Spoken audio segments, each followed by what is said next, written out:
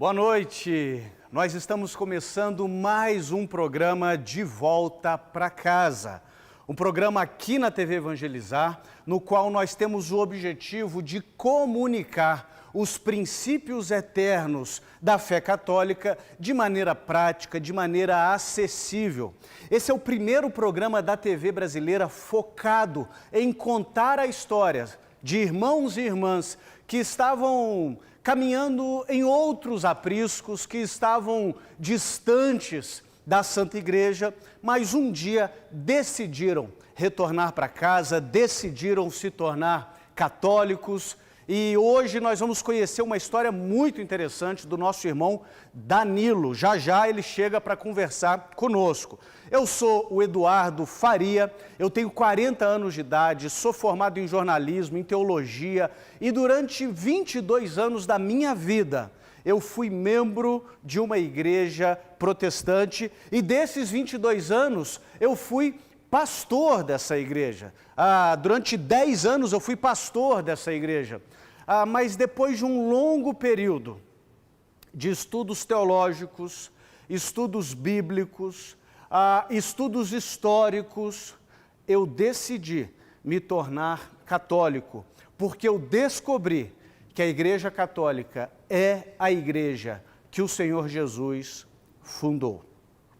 Como vocês sabem, a gente sempre começa conversando acerca de algum ponto da fé católica e hoje nós vamos conversar sobre imagens de escultura. Se você é católico, assim como eu, você já deve ter ouvido a seguinte frase: quem se curva diante de imagens é um idólatra, ou a Bíblia condena claramente as imagens de escultura, e se a Bíblia condena as imagens de escultura, e os católicos têm imagens de tudo que é jeito, de tudo que é santo, certamente tem alguma coisa errada aí na forma como os católicos praticam a sua fé. Você já ouviu isso antes? Eu tenho certeza que sim. Mas deixa eu levantar aqui algumas perguntas para a nossa reflexão. Primeiro, toda imagem de escultura é condenada na Bíblia? Segundo, por que a Santa Igreja utiliza as imagens?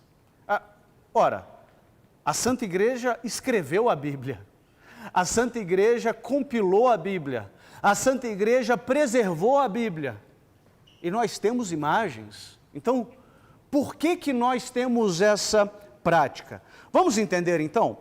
Primeiro, texto que nós precisamos nos remeter para esse assunto é o texto de Êxodo capítulo 20. Certamente esse é um dos primeiros textos que vem à nossa mente. Não farás para ti imagem de escultura. Só que o texto não para aí. O texto diz: não farás para ti imagem de escultura, não as adorarás e nem lhes dará culto. Eu estou em Êxodo capítulo 20, mas perceba que interessante. No mesmo livro da Bíblia, Êxodo, só que 5 capítulos depois, Êxodo capítulo 25, nós lemos o seguinte: farás para ti um propiciatório de ouro, de 1,10 m de comprimento, e fará 2 querubins de ouro, e colocará nas extremidades do propiciatório. Êxodo 25, versículos 17 e 18. Olha que interessante, Êxodo 20 diz: não farás imagens de escultura. E Êxodo 25 diz: farás imagens de escultura. Ora, será que Deus se confundiu? Certamente que não, né? Existem tantas outras passagens nas Escrituras que nos mandam fazer imagens. Eu citei uma, mas a gente vê, por exemplo, no livro de Números, Deus manda Moisés fazer a imagem de uma serpente de bronze. A gente vê, por exemplo, o templo de Salomão, que era todo revestido de imagens nas paredes.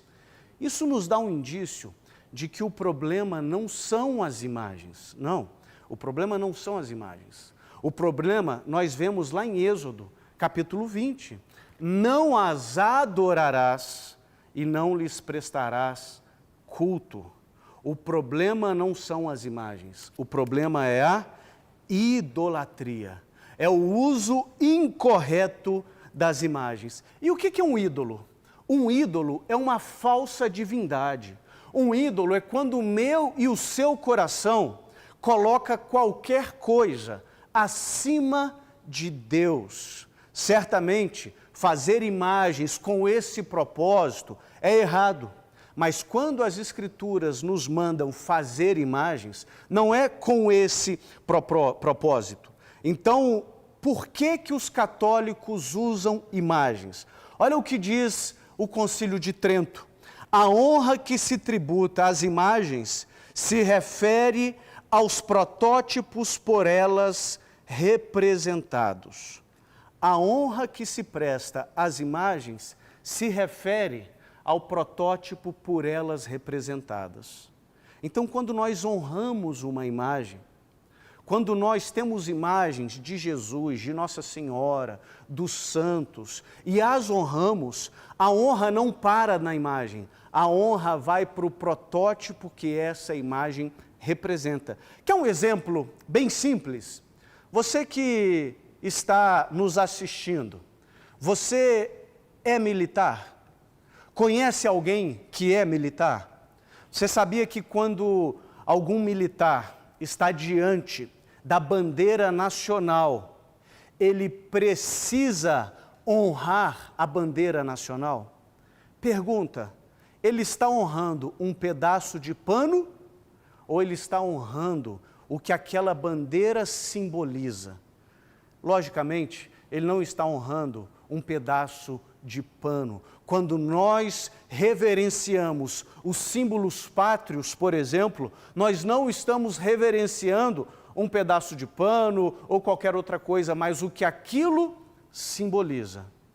Da mesma forma, quando nós honramos uma imagem, nós estamos honrando não a madeira, o gesso, a resina, nós estamos honrando o que aquela imagem simboliza.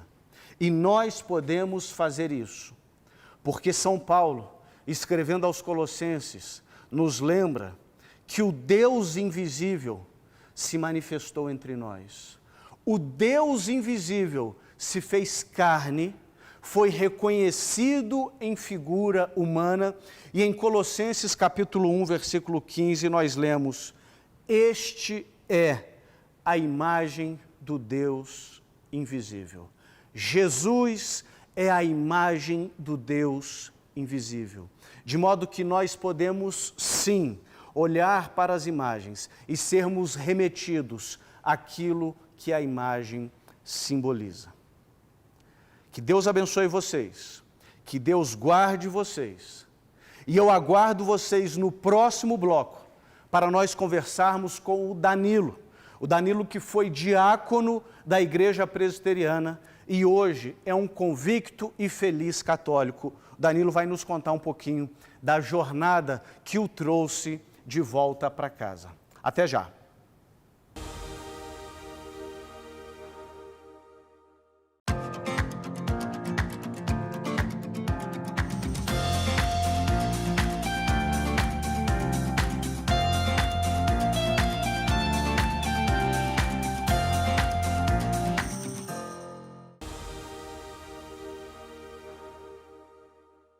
Olá, estamos de volta para o segundo bloco do programa De Volta para Casa, onde nós vamos conhecer a história de irmãos e irmãs que caminharam distantes do rebanho do Senhor, mas retornaram para casa, retornaram para a Santa Igreja Católica.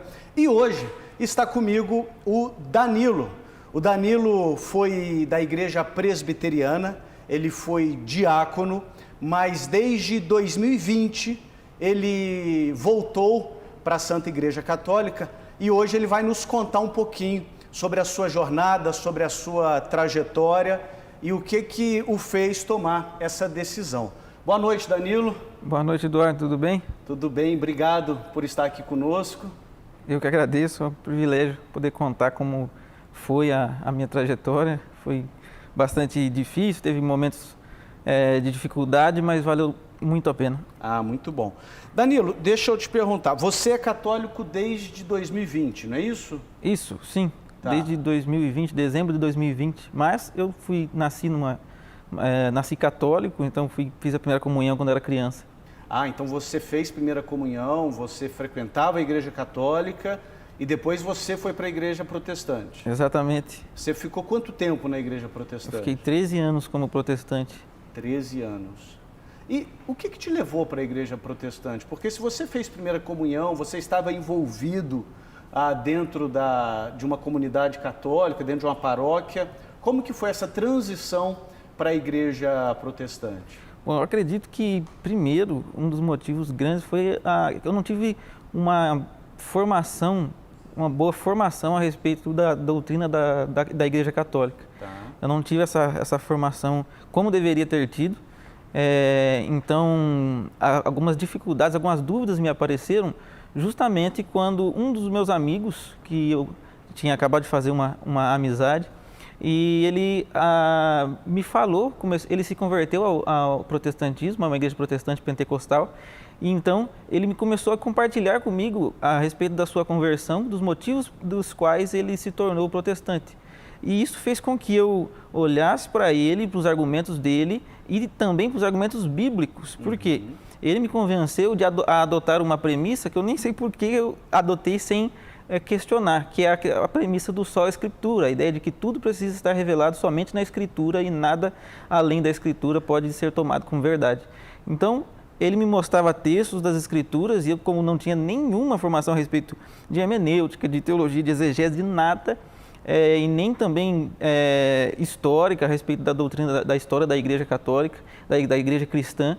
Então eu entendi ali, vendo versículos como os dos quais você já citou, que é o de Êxodo 20, e pensei, poxa, isso é simples, é uma coisa muito clara. Aqui não pode Exatamente, ter imagens. não pode ter imagens. Então, como que... Se a igreja tem um monte de imagens e os evangélicos não têm imagens, se a Bíblia não mostra em nenhum momento que tem Nossa Senhora de Aparecida na Bíblia, ou os santos intercedendo claramente, evidentemente. E tudo tem que estar na Bíblia, né? Segundo a crença do Sola Escritura, que, ironicamente, esse postulado não está na Bíblia, né? Exatamente. E também fui pego um pouco pelo medo por questões escatológicas, questão da vinda de Cristo, da grande tribulação. Eu pensei, poxa, eu preciso com urgência corrigir a minha vida espiritual, tomar uma decisão que me leve para o céu, já que eu tinha essa consciência e um medo do inferno e um desejo, lógico, de ir para o céu.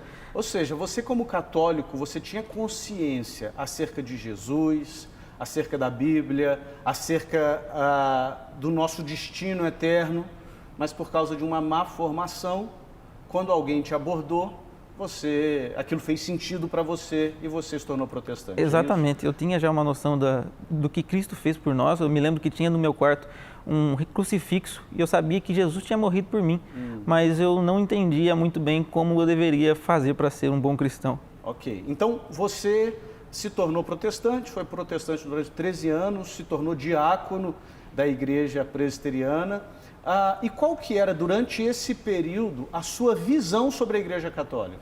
A minha visão era totalmente ruim a respeito da Igreja Católica. Eu pensava claramente que eles eram pessoas ignorantes, que não sabiam ler a Escritura Sagrada e que eles eram idólatras e que idolatravam Nossa Senhora. E eu pensava de fato que qualquer católico era um ignorante bíblico e não conhecia as Escrituras e que bastava ele ler as Escrituras e ele deixaria de ser católico. Era só ler a Bíblia que ele ia deixar de ser católico. Com certeza. E é interessante assim, porque você ainda poderia pensar, eu já fui católico, eu sei do que eu estou falando, né? Exatamente. Eu usava esse argumento, falava, eu fui católico, comecei a ler a Bíblia e deixei de ser católico. Entendi. A Bíblia me tirou do catolicismo. Exatamente. Então, com essa visão de mundo que você tinha, um ex-católico que tinha se tornado protestante, que era líder numa congregação, numa paróquia local, o que foi a primeira faísca que te chamou a atenção para o catolicismo? Eu comecei a trabalhar numa marcenaria. Eu tinha acabado de me casar, estava passando por alguns momentos difíceis, fiquei desempregado. Então eu encontrei uma marcenaria que estava precisando de um ajudante. E eu falei, preciso eu topo qualquer coisa, então vamos trabalhar. E aí, começando a trabalhar lá, eu percebi que o meu patrão, Fabiano Carvalho, o nome dele, era católico. E ele, eu pensei, poxa, um alvo fácil, católico, não sabe nada de Bíblia, eu vou converter ele e os meus colegas de trabalho. Deixa eu cumprir minha missão aqui, né? Isso. A gente está conversando com o Danilo que foi protestante durante muitos anos, inclusive foi diácono da Igreja Presbiteriana, e nós estamos no programa De Volta para Casa, e ele está contando para a gente como que ele se tornou católico. E eu te interrompi, Danilo, quando você falou uma coisa muito interessante. Você começou a trabalhar numa marcenaria, percebeu que o seu patrão era católico, praticante, e você disse, eu já atingi o conhecimento bíblico, deixa eu ensinar para ele, igual ensinaram para mim um dia. O que aconteceu a partir daí? Então, eu não sabia que eu estava caindo num lugar onde já tinha um histórico de debates e onde o pessoal gostava mesmo de instigar o debate e filmava até e fazia... e dava bastante risada dos testemunhos de Jeová, por exemplo, que iam lá e saíam bravos de lá, porque esse meu patrão, Fabiano, ele tinha uma formação apologética muito boa, ele sabia defender a sua fé, principalmente dos protestantes. Então, ele como já debatia com protestantes, e para ele foi muito fácil acabar com os meus argumentos. Eu me lembro que a primeira coisa que eu perguntei para ele foi a respeito das imagens. E falando com ele a respeito das imagens, eu questionei a respeito do livro de Êxodo, capítulo 20, e ele me disse que... e aí ele me deu uma resposta, e no final da resposta eu lembro das palavras dele, ele disse, pronto, quanto a isso você está refutado. E aí eu pensei, puxa, cara, como que ele, um católico que não sabe nada de Bíblia, fala para mim que eu que quero ser pastor, que gosto de teologia, como que ele pode falar para mim que eu fui refutado? Então eu fiquei muito bravo nesse momento, fui para casa doido, convencido de que ele de fato tinha usado bons argumentos, e eu falei, eu preciso estudar, e eu passei muito tempo pesquisando sites de apologética protestante para conseguir ganhar dele. A questão das imagens, que foi o tema da nossa catequese nesse primeiro bloco, a questão das imagens, que para um protestante é um tema caríssimo, né? Nós não podemos nem pensar em como seria Jesus se nós formos protestantes, né?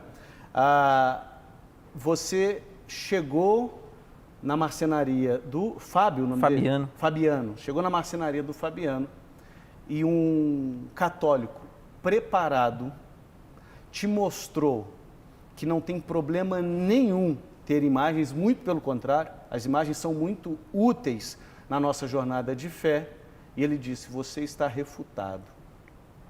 Percebam, queridos, a importância de nós termos, como aconteceu na vida do patrão do Danilo, nós termos pelo menos duas coisas. Primeiro, a paixão pelas almas, vontade de compartilhar a verdade em amor.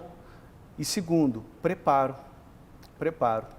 Talvez, se fosse um católico que não estuda, que não conhece a sua própria fé, o Danilo teria tirado ele da Igreja Católica e levado para outro canto, né? Então essa foi a primeira faísca, né? E a partir daí você começou a estudar, a entrar em sites, assistir pregações. Houve alguma doutrina, Danilo, algum dogma católico que você teve dificuldade de aceitar, e como que você superou isso? Eu acho que a maior dificuldade de todo protestante com a doutrina católica é também ligado à questão das imagens, mas também a questão da devoção mariana. Quando nós pensamos no quanto Maria é honrada na fé católica, a gente tem bastante dificuldade, o protestante tem bastante dificuldade de aceitar que aquilo seja comum e normal, porque parece, aos olhos protestantes, que Maria é honrada como se fosse uma deusa, como se tomasse o lugar de Deus. E, além do mais, nós fazemos orações, pedimos a intercessão de Nossa Senhora, nós rezamos Ave Maria, o terço, 50, quando eu fiquei sabendo que o terço eram 50 Ave Marias e só 5 Pai Nossos, eu pensei, poxa, mas é claramente uma honra maior a Nossa Senhora do que a Cristo, a Deus, Então, Maria tem um lugar no centro da Igreja Católica e, por isso, a minha maior dificuldade foi a Mariologia. É interessante porque a base até mesmo filosófica, né, do protestantismo nos diz que para Deus ser glorificado, o homem tem que ser aniquilado, né? Tem que ser diminuído. E a gente descobre hoje que não, né? Quando nós louvamos as obras do Criador, a gente não está diminuindo a glória do Criador, né? A gente está louvando a obra do Criador. Como que você superou essa barreira com Nossa Senhora? Bom, essa ilustração que você deu foi uma das ilustrações que o Fabiano me mostrou. Ele acabou me dizendo o seguinte: a gente gostava de desenhar, eu também e ele também, e aí a gente desenhando algumas coisas ali nos pedaços de madeira que sobrava, ele me falou: olha, quando você honra uma imagem, um desenho que eu fiz, você fala, nossa, como ficou bom, isso você está dando honra para mim, porque eu que fui o desenhista, não a imagem. A imagem foi eu que fiz. Então, isso começou a me fazer pensar que quando eu honrava a criatura e honrava aquilo que é criado por Deus, que foi bom, eu estava honrando ao Senhor, nosso Deus. Fabiano te falou isso? Uhum. Muito bom. Percebam a importância de um católico preparado. Danilo, você já era casado quando você se tornou católico? Eu já era casado com a minha esposa, Lilian. Sua esposa também protestante? Protestante, filha de pastor protestante. Filha de pastor? Isso, filho de pastor batista. Então, peraí, deixa eu entender. Pastor batista, tem a filha, cria a filha dentro da igreja batista, entrega a filha em casamento para um diácono da igreja protestante e, de repente, esse diácono da igreja protestante diz para o sogro e para a esposa, olha, eu virei católico. Como que foi isso, Danilo? Como é que a sua esposa reagiu? A família da sua esposa reagiu? Como que foi isso? Então, primeiro, porque eu passei pela igreja batista, então eu já havia tirado a minha esposa de uma igreja credo batista, que batiza só adultos, batiza só pessoas que têm condições de manifestar a sua fé, e levado para a igreja presbiteriana, que batiza crianças. Já tinha causado confusão com o sogro. Já tinha tirado da igreja batista, levado para a presbiteriana. Sim, mas ao mesmo tempo, a igreja presbiteriana ainda conserva certa amizade com os batistas. Sim, sem dúvida. E é tida como uma igreja séria, como de fato é. E por causa disso, quando eu me tornei católico, a minha maior dificuldade, porque eu adiei a minha conversão. Há 3 anos antes da minha conversão, eu já queria ter me tornado católico. Já tinha entrado em crise, já tinha feito a minha primeira oração mariana, pedindo a intercessão de Nossa Senhora para que me ajudasse, se de fato ela pudesse me ouvir.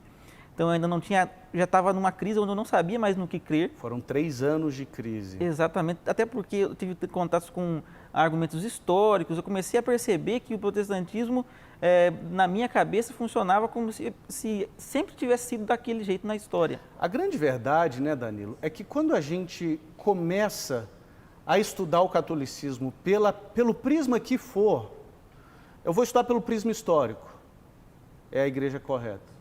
Pelo prisma teológico, é a igreja correta, né, cultural, e aí a gente começa a de fato entrar em crise. Talvez você que está nos assistindo e nasceu num lar católico, talvez você não tenha a noção do tesouro que é ser católico. E não tenha a noção de que foi assim na vida do Danilo, foi assim na minha vida. Quando nós chegamos no momento que a gente diz assim, queremos nos tornar católico, a crise se instala. A crise se instala porque a gente não sabe como lidar com as mais diversas questões que vão desde círculo social, questões familiares, em alguns casos questões financeiras. Então essa crise existe. Eu estou dizendo isso, Danilo, porque um dos propósitos desse programa de Volta para Casa é mostrar para os nossos irmãos católicos a beleza, a bondade e a riqueza da fé católica que por vezes nós deixamos de dar o devido valor, né? Então vamos lá, você estava em crise já há 3 anos.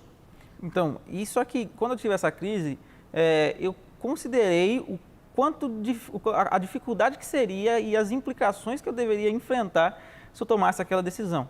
Então eu pensei na minha esposa, eu pensei na família da minha esposa, eu pensei nos meus amigos, eu pensei nos meus planos de ir para o seminário e me tornar pastor protestante. Você pensava em ser presbiteriano. pastor, né? Sim, então eu queria seguir essa carreira dentro da igreja. Eu já tinha um plano para isso desde do início já de eu ter me tornado protestante. E aí, quando eu considerei todas essas coisas, eu pensei, eu não quero lidar com essas implicações agora, com essas dificuldades agora, eu não consigo lidar com elas. Comuniquei até a minha esposa sobre a minha crise, falei com ela que eu estava em crise, que eu estava com dificuldades. Ela já pensou, não, se você se tornar católico, eu não vou com você não.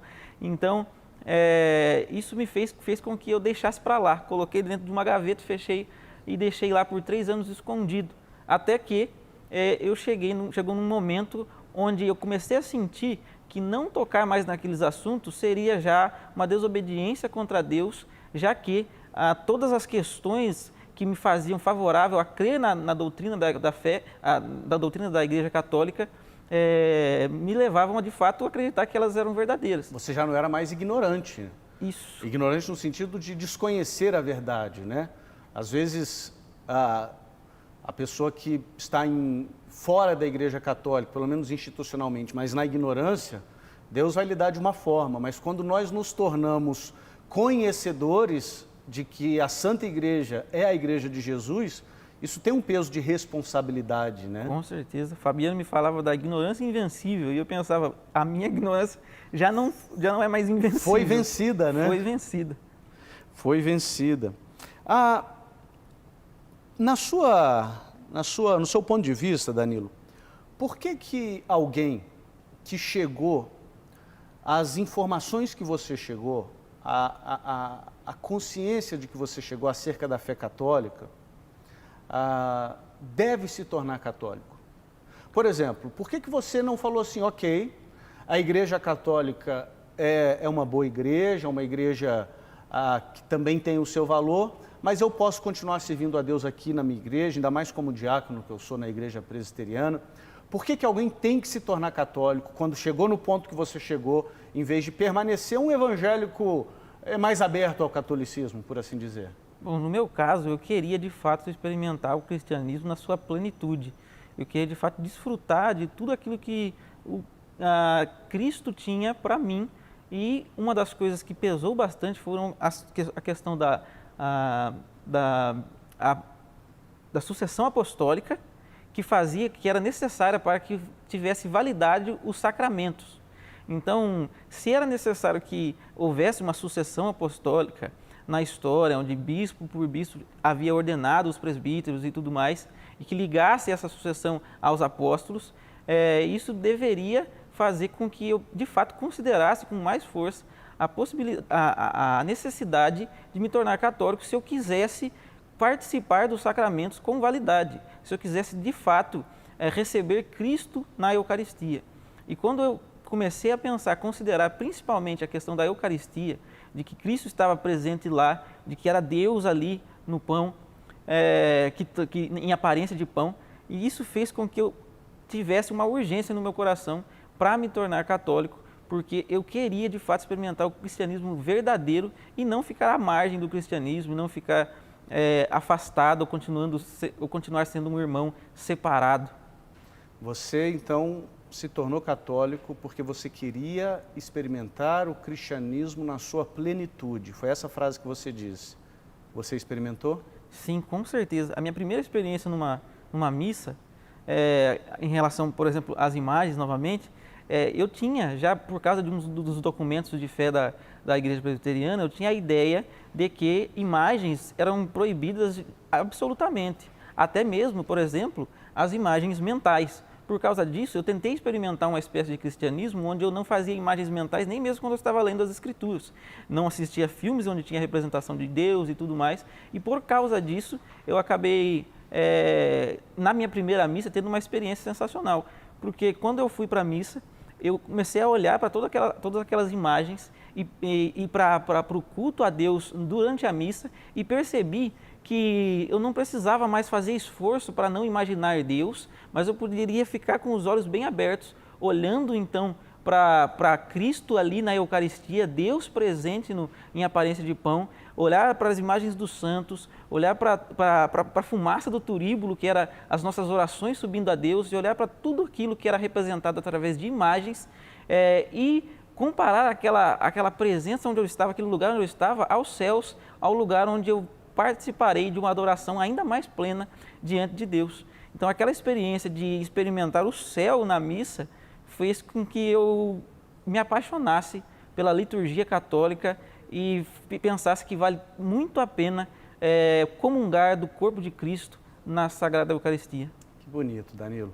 Nós estamos conversando com o Danilo, que foi diácono da Igreja Presbiteriana e hoje é católico, e ele acabou de dizer uma coisa belíssima e que eu concordo. Nós, na missa, nos encontramos com o céu. O céu se faz presente na missa. Para a gente terminar a nossa conversa, Danilo, lógico que você não vai embora, porque nós estaremos juntos no terceiro bloco também, respondendo perguntas dos nossos telespectadores.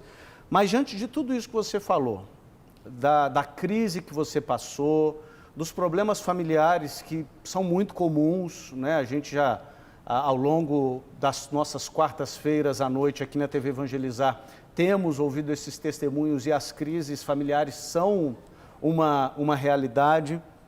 Que conselho você daria para aquele nosso irmão ou irmã protestante que quer se tornar católico, mas está com medo da reação da família, a reação das pessoas, está com medo porque ainda não compreendeu plenamente em todos os detalhes, todos os mínimos detalhes da teologia católica? Que conselho você daria para essa pessoa? Fala olhando para aquela câmera ali.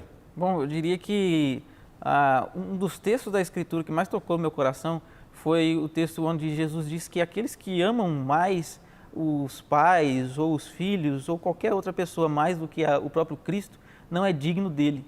Então, eu tinha uma preocupação que era pecaminosa no meu coração, porque eu queria agradar as pessoas, eu queria ser aceito por todos e estar de bem com todo mundo, e isso me impediu por 3 anos de participar da comunhão do corpo e do sangue do Senhor Jesus Cristo. Então, vale totalmente a pena. O cristianismo é uma religião de cruz. Você toma a sua cruz, participa dos sofrimentos de Cristo, entrega o seu sofrimento a Cristo, participa então dos sofrimentos dele, e fazendo isso, você percebe que vale totalmente a pena enfrentar qualquer dificuldade. Os mártires nos primeiros séculos enfrentaram mortes terríveis. Então, enfrentar o desgosto, os olhos tortos dos parentes, ou as dificuldades e as crises de ansiedade, de lágrimas que podem acontecer, como aconteceu comigo, vale muito a pena, porque nós chegaremos diante de Cristo e Ele estará de braços abertos para nos receber na eternidade. É pouco, né? Sofrer por amor de Cristo, além de ser um privilégio, é pouco comparado com o que os nossos pais na fé sofreram para que nós hoje pudéssemos ser católicos, né? Com certeza. A gente não sofre nada perto do que eles sofreram. É verdade. Danilo, muito obrigado pela sua presença. Não vá embora, porque no terceiro bloco a gente vai responder as perguntas dos nossos telespectadores.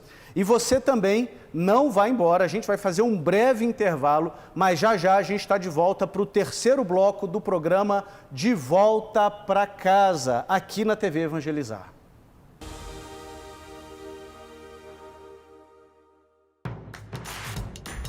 Não perca mais os vídeos da TV Evangelizar. Inscreva-se já!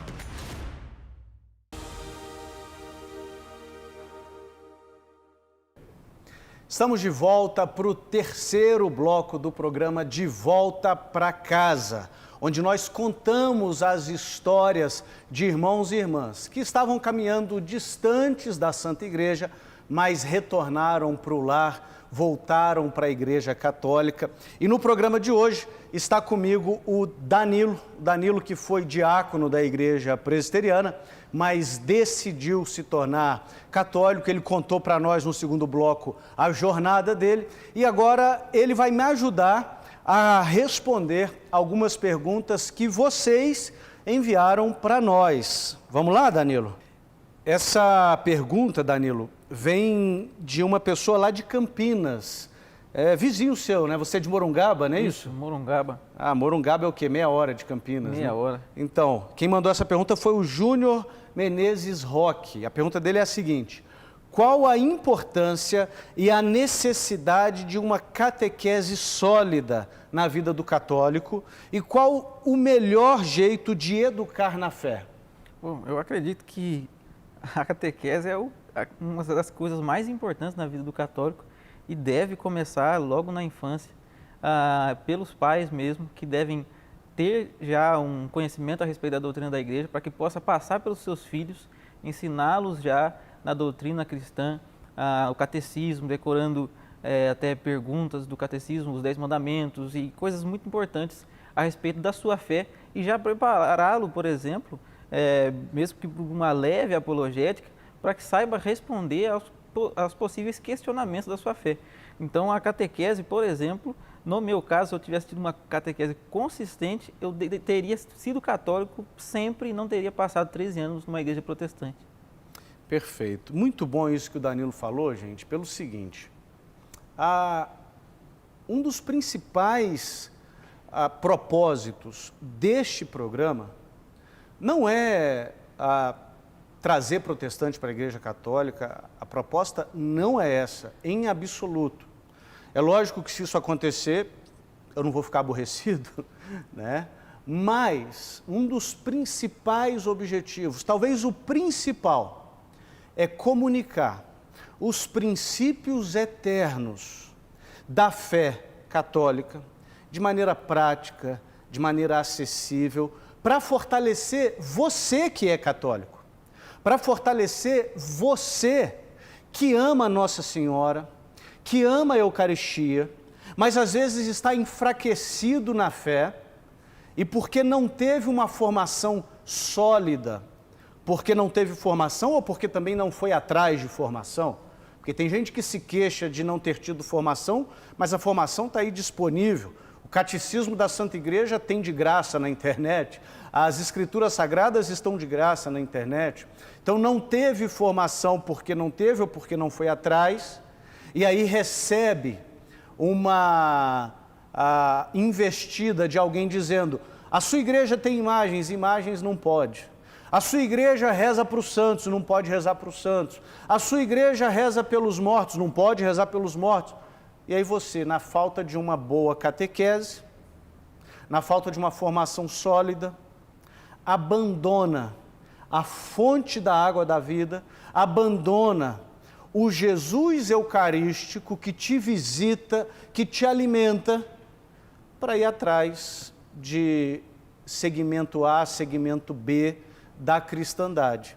Sabemos que as denominações protestantes são nossas irmãs, a grande maioria delas tem o batismo válido e reconhecido pela Santa Igreja, mas quando alguém deixa a Igreja Católica para ir para um outro segmento da cristandade, perde muito. Danilo nos dizia do céu na terra, que é a Santa Missa, né, Danilo? E a segunda pergunta do Júnior, lá de Campinas, é: qual a melhor maneira, o melhor jeito de educar na fé? Dentro da igreja protestante, a gente tinha jeitos interessantes, né? De educar, as escolas bíblicas. O que você sugere que a gente pode aprender com os nossos irmãos protestantes para fazer uma catequese mais sólida, mais constante e intencional? Bom, uma das coisas que me empolgou em relação a fazer parte de uma igreja protestante era a ideia de que eles tinham, de fato, uma dedicação muito grande pelo estudo da Escritura. É a escola bíblica dominical. Exatamente. Né? Quando eu fui pela primeira vez numa escola bíblica dominical, eu fiquei encantado sobre quanto de conteúdo bíblico a gente aprendia lá. Então, eu acredito que ter uma formação assim mais consistente, tanto dos nossos símbolos de fé, tudo daquilo que a gente tem como regra de fé, ter uma formação a respeito da Sagrada Escritura, da tradição, do magistério, da doutrina da igreja, no catecismo, em diversos documentos que nós temos, é extremamente importante e isso deve acontecer desde a infância. Os pais devem ensinar os filhos e com certeza a comunidade paroquial também deve investir nesse tipo de formação para que possa formar as pessoas firmes na sua fé e convictos para que também não se percam durante a caminhada. Então, o papel de catequizar os filhos e levá-los para o céu é dos pais. Com certeza. A igreja, a paróquia vai ajudar. Sim, porque se a paróquia falha em ter bons catequistas e ter catequistas bem formados, a pessoa mesmo consegue identificar isso pela catequese boa que teve dos pais. Então é em casa, os pais ensinando, explicando a respeito da história das imagens, a história dos santos, dando o exemplo dos santos, buscando a santidade na casa, então catequizando também com o exemplo de fé e com a santidade da vida. Isso com certeza vai fazer com que a fé dele seja fortalecida e mesmo que ele não saiba responder em algum momento alguma questão sobre a sua fé, ele vai pensar, a minha fé é consistente e eu sei que tem pessoas que sabem respondê-la e eu vou pedir ajuda. E é interessante porque isso que você me falou me lembrou duas coisas. A primeira coisa foi um contato que eu tive com uma família recentemente, fiquei hospedado na casa de uma família muito querida e eles relatavam para mim que eles achavam a formação catequética da paróquia deles muito fraca. Sabe o que eles fizeram? Eles se voluntariaram para ser catequistas. Eu achei isso tão bonito, porque às vezes a gente é tão acostumado a ser consumidor, que a gente fala assim, a formação aqui é muito fraca, vou para outra paróquia. Né? Ou então eu vou ficar falando mal aqui da minha paróquia, do meu padre. Esse casal não. Eu achei fraco. Eles foram lá e se tornaram voluntários para servir na paróquia, talvez uma coisa que vale a pena, né? E uma outra coisa também que me chama muita atenção, Danilo, é que eu vejo pais se lamentando, pais e mães, né? Se lamentando, eu não consigo ensinar meu filho, eu não consigo... Mas ensinou tanta coisa, né? Os pais ensinam o filho a ler, a escrever, ensinam o filho que ele tem que tirar boa nota, ensinam o filho que ele tem que fazer faculdade, passar no vestibular. Por que ele não consegue ensinar a fé? Será que ele acha que é uma coisa mágica, ele acha que o papel é só da igreja? Então, me parece que, de fato, essa questão da terceirização da catequese é muito comum. Se pensa que, poxa, eu não tenho habilidades para ensinar, eu não tenho conhecimento da fé católica, mas vai chegar a hora que ele vai aprender porque ele vai para a catequese e lá a catequese dele acontece. Eu não preciso ensinar porque tem o padre para isso, tem os catequistas que estudaram para isso, então eu deixo para eles. Muito bom. Obrigado, Júnior Menezes Roque, de Campinas, pela pergunta. E obrigado, Danilo, por me ajudar na resposta. A gente tem mais uma pergunta dos nossos telespectadores, e essa pergunta vem da Ana Cristina Ferreira Lima, de Brasília, Distrito Federal. E a pergunta dela é a seguinte: só posso comungar se tiver me confessado? Bom, eu acredito que, de acordo com a doutrina da igreja, o que a gente precisa para comungar é estar em estado de graça. E como a maioria de nós sempre peca, infelizmente, nós precisamos certamente nos confessar e estar, através da confissão em estado de graça, recuperar o estado de graça, ter os nossos pecados absolvidos e perdoados, para que então possamos comungar. E para isso também é necessário que a gente saiba reconhecer quais são os tipos de pecados que nos impedem da confissão. Os pecados mortais, da comunhão. Os pecados mortais, os pecados graves, são os que devem nos afastar por um tempo da comunhão, para que então confessemos, recuperemos o estado de graça e possamos comungar. Isso me faz ter a percepção de que uma paróquia bastante saudável é aquela que importuna bastante o seu pároco, pedindo-lhe confissão, fazendo filas de confissão, e onde o próprio pároco gasta tempo ouvindo confissões e dando absolvição. Vamos fazer uma coisa? Vamos dar trabalho para os padres desse Brasil? Você topa? Com certeza. Você que está nos assistindo, junte-se a mim e ao Danilo na campanha Dê Trabalho para o Seu Padre. O que é a campanha Dê Trabalho para o Seu Padre? Se você está há muito tempo sem se confessar, agende uma confissão urgentemente. A pergunta da Ana Cristina é: só posso comungar se tiver me confessado? A resposta do Danilo foi perfeita: você só pode comungar se você estiver em estado de graça. E o que é estar em estado de graça? É você estar com os seus pecados perdoados. O pecado mortal, como o próprio nome já diz, é letal, ele te mata. Ele mata a vida da graça dentro de você. E o que é um pecado mortal? Para que aconteça um pecado mortal, você precisa de três condições. Primeiro, matéria grave. Segundo, você tem plena consciência, ou seja, você sabe que é matéria grave. E terceiro, você tem plena liberdade. Você fez porque quis. Você pecou porque quis. Será que passando por essas três peneiras, você cometeu um pecado e a matéria é grave, você sabia que era grave e você fez porque quis? Se isso aconteceu, meu irmão e minha irmã, eu e o Danilo estamos lançando a campanha aqui: Dê Trabalho para o Seu Padre, dê trabalho para o seu pároco, agende uma confissão urgentemente, porque agendando a sua confissão, vai se cumprir na sua vida o que diz lá na primeira epístola de São João, capítulo 1, versículo 8. Se dissermos que não temos pecado, a nós mesmos nos enganamos, mas se confessarmos os nossos pecados, Ele é fiel e justo para nos perdoar os pecados e nos purificar da injustiça. Danilo, muito obrigado pela sua presença, foi uma alegria conhecer um pouco mais da sua história, tê-lo aqui conosco. Que Deus te abençoe grandemente, meu irmão. Eu que agradeço, Eduardo. Fico muito feliz de poder estar aqui, com certeza. É para mim um privilégio muito grande poder contar a minha história, não porque eu quero ser conhecido, mas porque isso ajuda. No meu caso, ajudou muito conhecer pessoas que também se tornaram católicos, passaram por essa transição.